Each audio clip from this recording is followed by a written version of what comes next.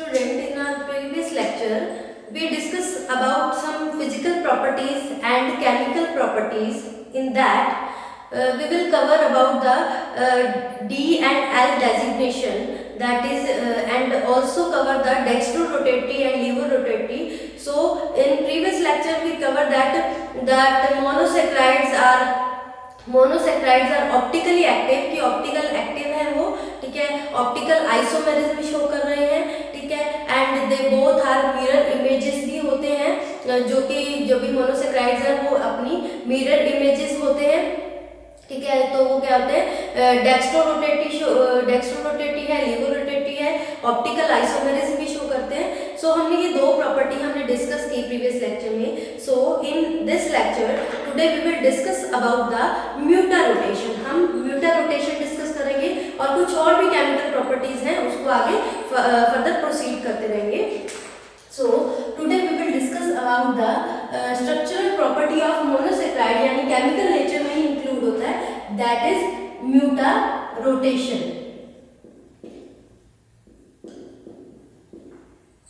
हम muta rotation cover करेंगे।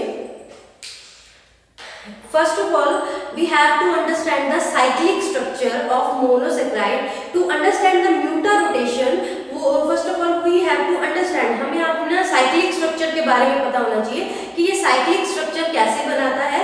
सो first of all I will draw the structure of D glucose का structure draw करूंगी, ठीक है। Then I will explain how the cyclic structure formed from the branched structure, जो मतलब कि carbon chain का जो स्ट्रक्चर है उससे साइक्लिक स्ट्रक्चर कैसे बनता है, उसको अंडरस्टैंड करने के लिए सबसे पहले डी ग्लूकोज का स्ट्रक्चर बनाएंगे। And this is the structure of D-glucose।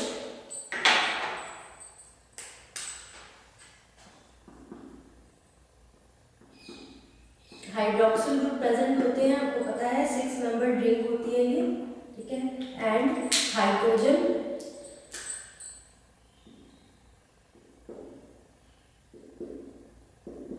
This is the structure of D glucose. ये आपका स्ट्रक्चर बन गया D glucose.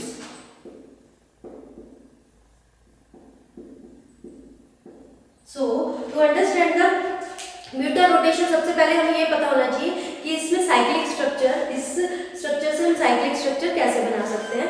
So this form is stable, ये जो फॉर्म है ये stable hemiacetal cyclic structure है between CHO and OH group, जो CHO ग्रुप है एंड OH ग्रुप, ठीक है। तो इसको समझने के लिए हम क्या करेंगे, एक मैकेनिज्म ऑफ रिएक्शन, इसका जो मैकेनिज्म है इस रिएक्शन का, क्योंकि इसी स्ट्रक्चर से साइक्लिक स्ट्रक्चर बनता है। कैसे बनता है, ये एक stable hemiacetal cyclic structure बनाता है। हेमी एसिटल क्या होता है ये हम आगे कवर करेंगे कि हेमी एसिटल क्या होता है। तो इसमें क्या होता है, आपको पता है कि जो मोनोसेक्राइड है वो अल्डिहाइड भी कंटेन करते हैं। इसमें ऊपर जो फर्स्ट कार्बन होता है वहाँ पे अल्डिहाइड भी हो सकता है या फिर कीटोन भी हो सकता है। अगर अल्डिहाइड होता है मोनोसेक्राइड में then it will be aldoses, अगर कीटोनिक ग्रुप होता है then it will be ketoses. तो इसको समझने के लिए हम रिएक्शन देखेंगे।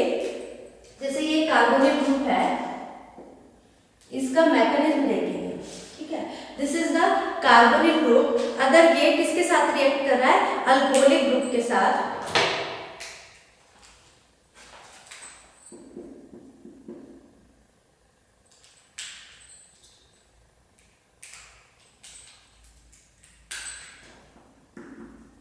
ठीक है। इसकी ये मैकेनिज्म ऑफ रिएक्शन देखते हैं। This is the carbonyl group, आपको पता है ये कार्बोनिल ग्रुप है और ये क्या है, alcoholic group. Both aldoses and ketoses contain the carbonyl group, चाहे एल्डोसिस है चाहे कीटोसिस है, दोनों के पास क्या है, कार्बोनिल ग्रुप है। When carbonyl group react with alcoholic group of particular monosaccharide, then reaction will be like this. अगर आप कह सकते हैं कि कार्बोनिल ग्रुप किसी भी मोनोसेक्राइड के अल्कोहलिक ग्रुप के साथ रिएक्ट कर रहा है तो उसकी रिएक्शन किस तरह से होती है, इस तरह की रिएक्शन हो सकती है। इसमें क्या प्रोडक्ट बनेगा,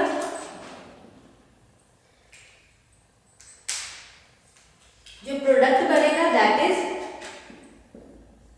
CO नेगेटिव, इस पे OH CH3, this is the product according to this reaction. ठीक है, तो अब हम इस रिएक्शन को समझते हैं। इस रिएक्शन में क्या है कि कार्बोनिल ग्रुप है।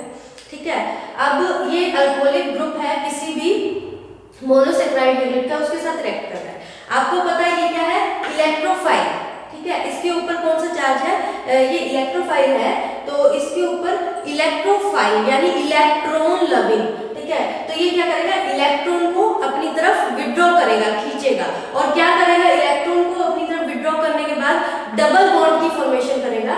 और आपको ये पता है जो इलेक्ट्रोफाइल्स होते हैं जिसपे जो इलेक्ट्रॉन को गेन करता है उसमें क्या आ जाता है, नेगेटिव चार्ज। अब इसने क्या किया, नेगेटिव चार्ज आ गया इस पर। ठीक है, तो अगर हम इसकी रीअरेंजमेंट करें प्रॉपर, नेगेटिव चार्ज आ गया, और जो नीचे वाला ऑप्शन है इस पे क्या हो गया, पॉजिटिव चार्ज, क्योंकि यहाँ से क्या हुआ, जो इलेक्ट्रॉन है वो यहाँ से इधर ट्रांसफर हो गए, इधर पहुंच गए, इसलिए इसको पॉजिटिव चार्ज। ये इलेक्ट्रोफाइल है और ये क्या है, न्यूक्लियोफाइल है, क्योंकि यहाँ से गए ना, ये इलेक्ट्रोफाइल, ये न्यूक्लियोफाइल, अल्कोहलिक ग्रुप है। ठीक है, तो ये बॉन्ड की फॉर्मेशन कर गया, तो ये रिएक्शन है। जब हम इसका रीअरेंजमेंट करते हैं, rearrangement takes place, the hydrogen will transfer to the upper oxygen. अगर हम इसमें रीअरेंजमेंट करते हैं तो इसमें भी जैसे रिएक्शन हो रही है, ये इसी की तरह है, ये वाला है, इसके साथ रिएक्ट कर रहा है। ठीक है, इसका रीअरेंजमेंट करेंगे तो हाइड्रोजन क्या है, ऊपर वाले ऑक्सीजन पे ट्रांसफर हो जाएगा, ये ऊपर चला जाएगा। ठीक है, और ये क्या होता है, अल्टीमेटली जो ट्रांसफर होने के बाद जो ऑक्सीजन पे जो नेगेटिव चार्ज है, नेगेटिव, और ये जो पॉजिटिव चार्ज है, ये क्या हो जाएगा, न्यूट्रलाइज हो जाएगा प्रोडक्ट में, और एक स्टेबल स्ट्रक्चर की फॉर्मेशन होगी। तो आप देख सकते हैं इसमें किस तरह का प्रोडक्ट बनता है, इस तरह का ये रिएक्शन है, इस तरह का प्रोडक्ट बनेगा, क्योंकि ये ऊपर ट्रांसफर हो जाएगा। तो ये क्या बन गया, OH बन गया। ठीक है, और इधर O के साथ क्या रह गया, CH3। ठीक है, तो इस तरह का प्रोडक्ट की फॉर्मेशन हो गई, तो और बॉन्ड की फॉर्मेशन हो गई। उसके बाद जो कार्बोनिल ग्रुप है, जो क्या बना रहा है, अल्डिहाइड बना, कार्बोनिल ग्रुप फ्रॉम अल्डिहाइड। अगर मान लो कार्बोनिल ग्रुप किसमें प्रेजेंट है, अल्डिहाइड में, तो वो क्या बनाता है, हेमी एसिटल स्ट्रक्चर बनाता है। ठीक है, लेकिन अगर मान लो कार्बोनिल ग्रुप किसकी बात कर रहे हैं, कीटोन की बात कर रहे हैं, कीटोनिक जो मतलब कि कीटोनिक स्ट्रक्चर में प्रेजेंट है, तो उसको कीटोसिस कहते हैं, और वो किसकी फॉर्मेशन करते हैं, हेमी कीटल की फॉर्मेशन करते हैं। तो हम लिख सकते हैं इसमें जो कार्बोनिल ग्रुप है, कार्बोनिल ग्रुप, ठीक है, इन अल्डिहाइड, अल्डिहाइड जिसको एल्डोसिस भी कहते हैं, अगर अल्डिहाइड में हो तो वो क्या बनाता है, हेमी एसिटल स्ट्रक्चर की फॉर्मेशन करता है, हेमी एसिटल। जो ये स्टेबल स्ट्रक्चर बना है इसको हेमी एसिटल कहते हैं। ठीक है, same as if carbonyl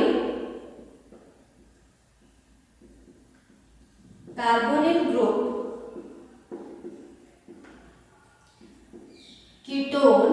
ketone का कार्बोनिल ग्रुप है, यानी कीटोसिस, तो वो कौन से स्ट्रक्चर की फॉर्मेशन करेगा, हेमी कीटल स्ट्रक्चर की।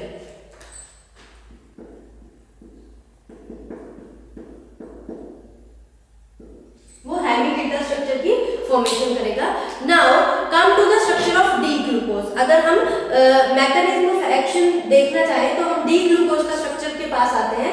डी ग्लूकोज का अगर हम स्ट्रक्चर देखें, ठीक है, इसका मैकेनिज्म देखें, तो इसमें क्या हो रहा है, इस रिएक्शन के अकॉर्डिंग बॉन्ड की फॉर्मेशन हो रही है इसका और इसके बीच में। ठीक है, तो इसमें अल्टीमेटली जो कार्बन एटम है वो रिएक्ट कर रहा है इसके साथ फिफ्थ हाइड्रोक्सिल ग्रुप। जो फर्स्ट कार्बन एटम है वो किसके साथ रिएक्ट कर रहा है, जो फिफ्थ नंबर का हाइड्रोक्सिल ग्रुप है उसके साथ रिएक्ट कर रहा है। ठीक है, जिसमें क्या प्रेजेंट है, जो कि बाकी तो सिमेट्रिकल कार्बन्स है, एसिमेट्रिकल कार्बन्स है, यानी सब पे क्या है, अलग अलग ग्रुप्स अटैच है। लेकिन अगर आप इसकी बात करें, ये एसिमेट्रिकल कार्बन एटम से बहुत ही ज्यादा डिस्टेंट पोजीशन पे है। ठीक है, उसके बाद इसमें अगर हम देखें जो हाइड्रोजन प्रेजेंट है, ठीक है, OH ग्रुप। अब ये जो हाइड्रोजन है इस OH के साथ, इसमें ये हाइड्रोजन का ट्रांसफर हो जाएगा इधर इसकी तरफ ट्रांसफर हो जाएगा। अगर हम इसका स्ट्रक्चर देखें तो ये जो हाइड्रोजन है, ठीक है, इसलिए कहां पे ट्रांसफर हो जाएगा, इधर, यहाँ पे ट्रांसफर हो जाएगा। पहले क्या था, रिएक्शन किसकी हो रही है, इसकी, ये जो कार्बन जो कि फर्स्ट पोजीशन का कार्बन है इस हाइड्रोक्सिल ग्रुप के साथ क्या कर रहा है, रिएक्ट कर रहा है, इन दोनों की रिएक्शन हो रही है। ठीक है, इनकी रिएक्शन होने से क्या होगा, ये हाइड्रोजन यहाँ पे ट्रांसफर हो जाएगा। अब जो हाइड्रोजन यहाँ पे ट्रांसफर हो जाएगा, अल्टीमेटली ये क्या करेंगे, एक हेमी कीटन या फिर हेमी एसिटल साइक्लिक स्ट्रक्चर की फॉर्मेशन करेंगे। ठीक है, तो वो किस तरह का स्ट्रक्चर हो सकता है, इसमें ये अल्फा डी ग्लूकोज भी बना सकता है और बीटा डी ग्लूकोज की फॉर्मेशन भी कर सकता है, जैसे इस तरह से।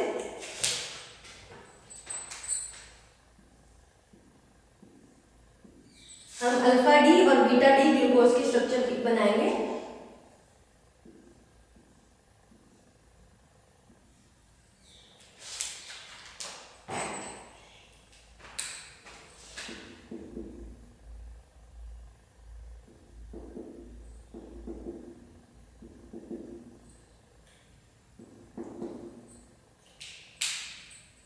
Hydroxyl group, hydrogen hydrogen hydrogen hydrogen.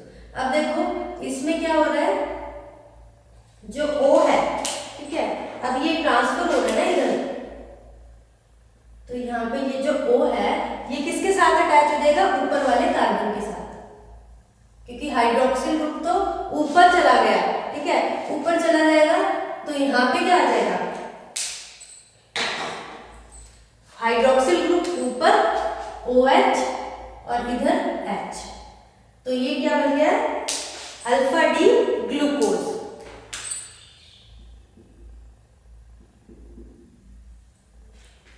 This is the structure of alpha D glucose.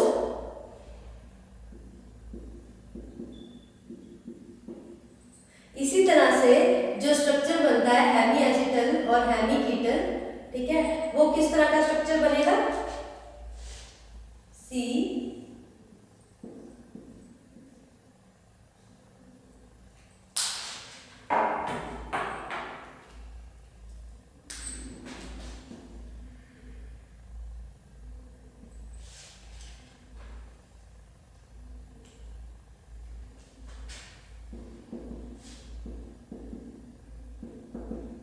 Hydroxyl group, उसके बाद हाइड्रोजन।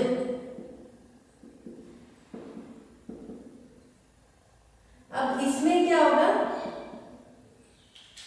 इसमें जो ये अल्फा है और ये बीटा है, इसमें जो हाइड्रोक्सिल ग्रुप है वो किधर आ जाएगा,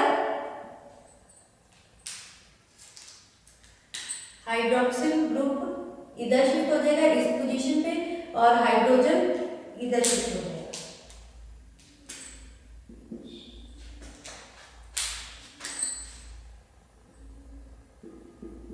तो ये स्ट्रक्चर की फॉर्मेशन होगी। So this is the beta D glucose, beta D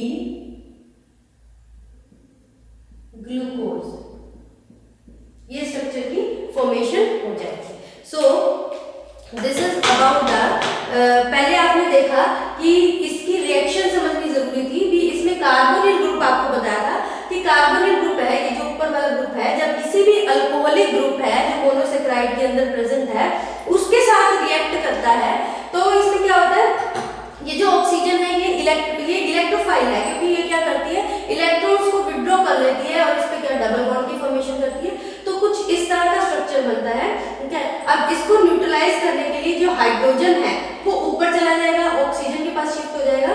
ठीक है, तो ये पॉजिटिव और नेगेटिव है, ये क्या है, न्यूट्रलाइज और एक स्टेबल स्ट्रक्चर बनाएंगे। अल्डिहाइड में बना रहे हैं कार्बोनिल ग्रुप, अगर अल्डिहाइड में प्रेजेंट है एल्डोसिस में, तो उसको हेमी एसिटल जो कि एक स्टेबल स्ट्रक्चर की फॉर्मेशन करेगा। अगर वो कार्बोनिल ग्रुप किसमें प्रेजेंट है, कीटोन में प्रेजेंट है, तो वो कीटोन मींस कीटोसिस में, तो वो एक स्टेबल स्ट्रक्चर बनाएगा। That stable structure is known as hemi ketone. तो इसमें हमने देखा कि ये रिएक्शन जो फर्स्ट कार्बन था ये फिफ्थ कार्बन के साथ फिफ्थ कार्बन के हाइड्रोक्सिल ग्रुप के साथ रिएक्ट कर रहा है। ठीक है, जिसके कारण क्या हो रहा है, जो ये हाइड्रोजन है यहाँ से ट्रांसफर हो रहा है इस ऑक्सीजन के साथ, क्योंकि ये क्या है, इलेक्ट्रॉन्स को विड्रॉ कर रही है। अर्लियर आपने देखा कि पहले क्या था, इसमें जो कार्बन था ये सिमेट्रिकल एसिमेट्रिकल नहीं था, क्योंकि इसमें चारों ग्रुप्स डिफरेंट नहीं थे। लेकिन अब ये किसकी तरह एक्ट कर रहा है, जब इसने इसके साथ रिएक्ट कर दिया, ये आपका इस तरह से आएगा कि ये रिएक्ट कर रहा है इसके साथ O, ठीक है।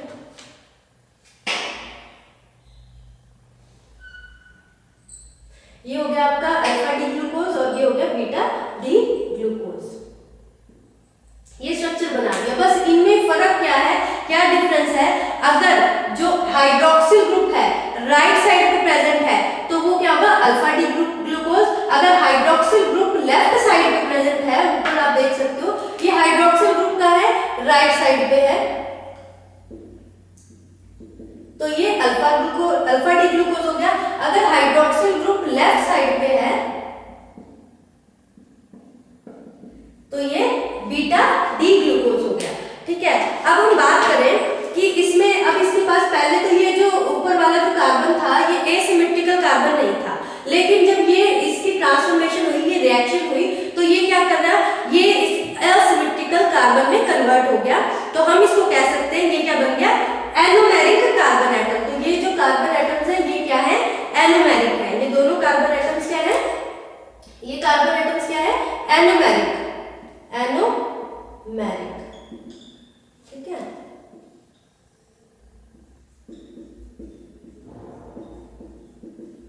एनोमेरिक कार्बन एटम्स है। उसके बाद अब जो कार्बन एटम्स है containing carbonyl group will be anomeric carbon after the formation of hemiacetal, और you can say that after the formation of hemiketal. Aldehyde है तो एसिटल, नहीं तो हेमीकीटल स्ट्रक्चर के फॉर्मेशन के बाद। अब हम बात करें कि ये जो डी ग्लूकोज है इससे हम रिंग स्ट्रक्चर, जो हमारा मेन मोटिव था कि ये रिंग स्ट्रक्चर की फॉर्मेशन करता है, तो वो कैसे करता है। अब डी ग्लूकोज है वो कन्वर्ट हो गया beta D alpha D glucose में और बीटा डी ग्लूकोज में। अब हम इससे साइक्लिक स्ट्रक्चर कैसे बनाएंगे, तो इसमें क्या होता है, ये साइक्लिक स्ट्रक्चर दोनों ही both represent the cyclic structure, दोनों ही किसको रिप्रेजेंट करते हैं, साइक्लिक स्ट्रक्चर को, ठीक है। जैसे इसमें क्या होता है, ये पेंटोज रिंग होती है विद ऑक्सीजन, ठीक है, ये पेंटोज रिंग है ऑक्सीजन के साथ।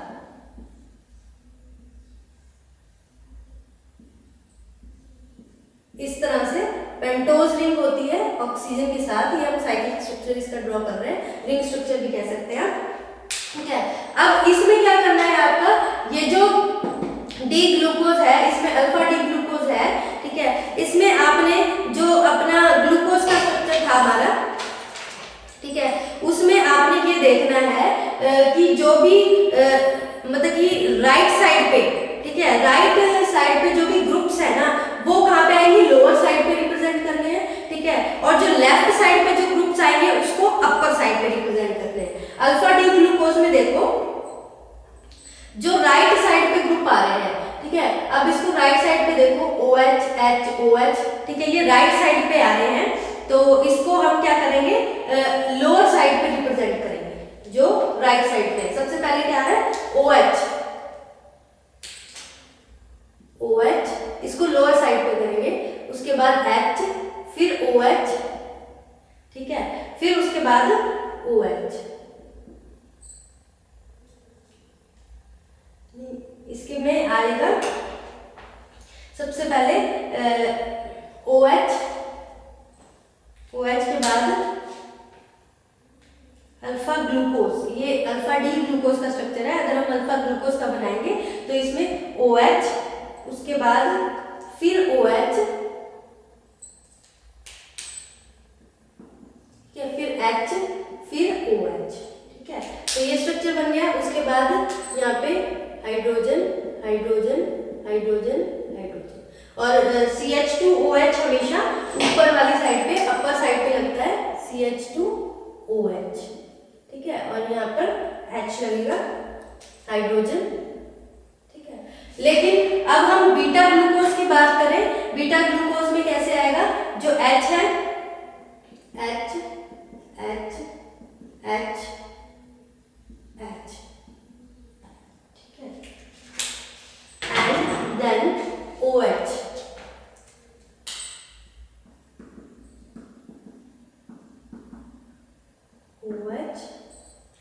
then CH2OH. So this is the structure of alpha glucose and this is the structure of beta glucose. ठीक है, तो ये अल्फा और बीटा ग्लूकोज का स्ट्रक्चर बन गया। ठीक है, तो अगर हम इसकी बात करें, आप देख रहे हो, ऑब्जर्व कर रहे हो कि इस स्ट्रक्चर में, अल्फा वाले स्ट्रक्चर में जो हाइड्रोक्सिल ग्रुप है ये साथ साथ है, और बीटा ग्लूकोज के स्ट्रक्चर में आप देख रहे हो, पहले हाइड्रोक्सिल ग्रुप, फिर अल्टरनेटिव हाइड्रोक्सिल ग्रुप, फिर नीचे लोअर पोजीशन पे, फिर अपर साइड पे, फिर लोअर साइड पे। इसमें क्या है, hydroxyl group lower side and upper side, ठीक है, फिर अपर साइड। सो अगर आप इसकी बात करें, ठीक है, तो अल्फा ग्लूकोज में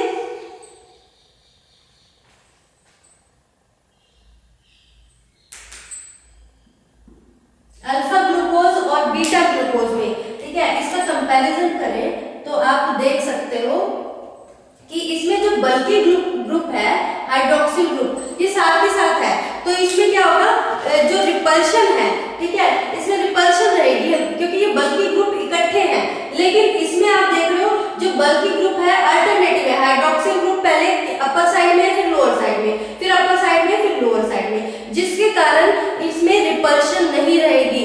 That's why this beta glucose is more stable than alpha glucose. ये बीटा ग्लूकोज अल्फा ग्लूकोज से ज्यादा स्टेबल है क्योंकि इसमें जो रिपल्शन है वो कंपैरेटिवली कम है, क्योंकि उसमें तो दोनों बल्कि ग्रुप इकट्ठे आ गए, वो रिपेल करेंगे। इसलिए हम देख सकते हैं दोनों के अंदर, क्योंकि इसमें पहले देखो ये जो हाइड्रोक्सिल ग्रुप है lower side, upper side, lower side, और इसमें अल्टरनेटिवली है हाइड्रोक्सिल ग्रुप, पहले अपर साइड, फिर लोअर साइड, लोअर साइड। तो अल्टरनेटिव होने के कारण जो इसकी स्टेबिलिटी है वो ज्यादा है कंपैरेटिव टू अल्फा ग्लूकोज के। ठीक है, अब हम बात करें ये this is all about the structure, जो हमने स्ट्रक्चर बनाया है कि कैसे हम जो चेन स्ट्रक्चर से रिंग स्ट्रक्चर कैसे बनाते हैं, किस तरह से वो रिएक्ट करता है, ये मैंने आपको बताया। अब हम बात करें एक्चुअल म्यूटर रोटेशन होती क्या है। म्यूटर रोटेशन क्या होती है, जब कोई भी डी ग्लूकोज, चाहे वो अल्फा डी ग्लूकोज है या बीटा डी ग्लूकोज है, उसको वाटर में हम डिसॉल्व करते हैं, देन उसका कुछ पार्ट किसमें कन्वर्ट हो जाता है, उसका अगर अल्फा डी ग्लूकोज है तो वो बीटा डी ग्लूकोज में कन्वर्ट हो जाएगा। क्यों? Through a cyclic structure of D glucose, then it will achieve the equilibrium. वो किस में आ जाएगा, इक्विलिब्रियम में आ जाएगा। ऐसे ही सेम है, जब हम बीटा डी ग्लूकोज को डिसॉल्व करते हैं किसमें, वाटर में, then some part of beta D glucose get converted into alpha D glucose through a cyclic structure of D glucose, then it will attain or achieve the equilibrium। ठीक है, तो जो इसमें पार्ट होता है, जब ये कन्वर्जन हो रही है अल्फा डी ग्लूकोज और बीटा डी ग्लूकोज में, ठीक है, तो उसमें ये कितना होता है, 36% होता है, और ये कितना होता है, 64% होता है, और जो ग्लूकोज होता है वो बहुत ही कम अमाउंट में होता है, दैट इज 0.03%। यानी जब वो कन्वर्जन होती है डी ग्लूकोज की रिंग स्ट्रक्चर के अंदर, तब उसमें 36% अल्फा डी ग्लूकोज होता है और 64% बीटा डी ग्लूकोज होता है। ये भी आपको बताया क्यों, इसकी परसेंटेज ज्यादा क्यों होती है, क्योंकि this structure is more stable, क्योंकि ये वाला स्ट्रक्चर क्या है, बीटा डी ग्लूकोज का, ये ज्यादा स्टेबल है as comparative to alpha D glucose के कंपैरेटिवली ज्यादा स्टेबल है, क्योंकि इसमें जो हाइड्रोक्सिल ग्रुप है वो अल्टरनेटिव पोजीशन में है, जिसके कारण रिपल्शन नहीं होती और ये ज्यादा स्टेबल स्ट्रक्चर की फॉर्मेशन करता है। ठीक है, अगर हम बात करें तो specific rotation of alpha glucose, इसकी स्पेसिफिक रोटेशन कितनी होती है, स्पेसिफिक रोटेशन, इसकी स्पेसिफिक रोटेशन होती है 112 डिग्री। ठीक है, और अगर बात करें बीटा डी ग्लूकोज की, तो इसकी स्पेसिफिक रोटेशन होती है 18.7 डिग्री, इसकी स्पेसिफिक रोटेशन होती है। और जब ये इक्विलिब्रियम अटेन करते हैं तो इसकी एट इक्विलिब्रियम, तो इसकी स्पेसिफिक रोटेशन कितनी हो जाती है, 52.4 degree, which is a constant, जो क्या है, एक तरह का कांस्टेंट है। So due to stability of beta D glucose, ये ज्यादा स्टेबल है तो इसमें क्या होता है हाइयर परसेंटेज, आपको बताया ना इसकी कितनी है 36%, जब ये रिएक्शन होती है ये कितना अल्फा डी ग्लूकोज म्यूटा रोटेशन हो रही है, म्यूटा रोटेशन होती है तो उसमें अल्फा डी ग्लूकोज कितना 36% है जब वो कन्वर्ट हो रहा है बीटा डी से, ठीक है, और beta D glucose alpha D में कन्वर्ट हो रहा है तो उसमें बीटा डी बन रहा है तो 64% होती है उसकी 36 और इसकी तो डी ग्लूकोज की 0.03 नेग्लिजिबल होती है एक तरह से, इसकी हायर परसेंटेज होती है क्योंकि ये स्ट्रक्चर मोर स्टेबल है as comparative to alpha glucose के कंपैरेटिवली।